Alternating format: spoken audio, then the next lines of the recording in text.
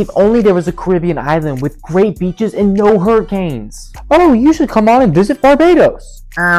Actually, Barbados is not in the Caribbean. It's actually an Atlantic island. Wait, am I being scammed? On the map, it's next to all these Caribbean islands. Nope, still an Atlantic island. Yeah, but being an Atlantic island protects Barbados from Caribbean problems, like having a giant volcano ready to explode and hurricanes. In fact, Barbados hasn't taken a direct hurricane hit since 1998.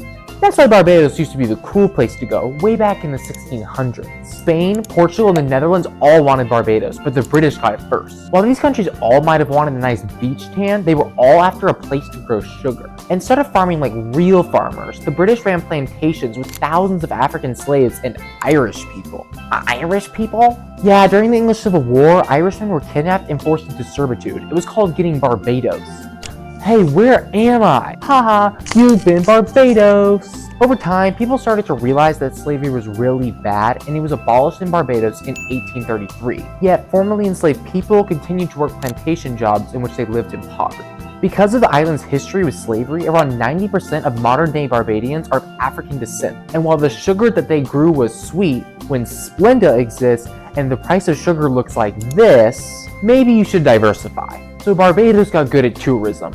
Really good. It wasn't that hard with all their beaches, hiking, caves, food, carnival, and of course the drinks. Using leftover sugarcane, Barbados began investing heavily in rum production. Today, there's more rum houses than churches on the island. That's surprising considering that 95% of Barbadians are Christian and 75% of them regularly attend church. Maybe this great rum scene is why George Washington visited the island in 1751, marking the only time he ever left the modern United States. However, his stay wasn't a beach vacation since he contracted smallpox. The immunity that he gained in Barbados probably saved him from dying of the disease later during the Revolutionary War. Thank you, Barbados. You saved America. But you know who didn't save America? Great Britain, who directly ruled Barbados for 341 years until Barbados gained its independence in 1966.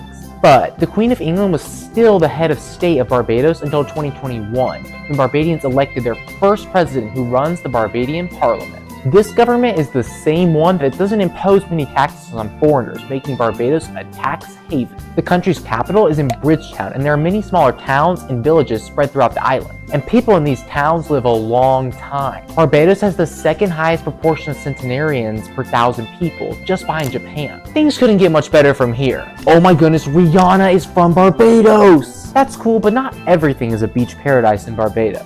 Since the country is so reliant on tourism, foreign economic crises like the Great Recession and the COVID-19 pandemic have significant negative effects on the Barbadian economy. And the waters around Barbados are a victim of overfishing, a concerning problem since many Barbadians are reliant on the fishing industry for work. But Barbados just keeps growing. I mean, literally. The island was formed from coral limestone 700,000 years ago and grows about 1 meter every 3,000 years. If you're planning on visiting Barbados between June and December, make sure to pack an umbrella. During monsoon season, it can rain almost a total of 8 feet of water. If you forgot your umbrella, you'll need to speak English, the most common language in Barbados, to buy a new one. If you enjoyed this video and learned something new about Barbados, make sure to let everyone know by commenting down below. I hope you went ahead and hit that like button, soaked in the sun, and subscribe because we're taking a trip to Belarus.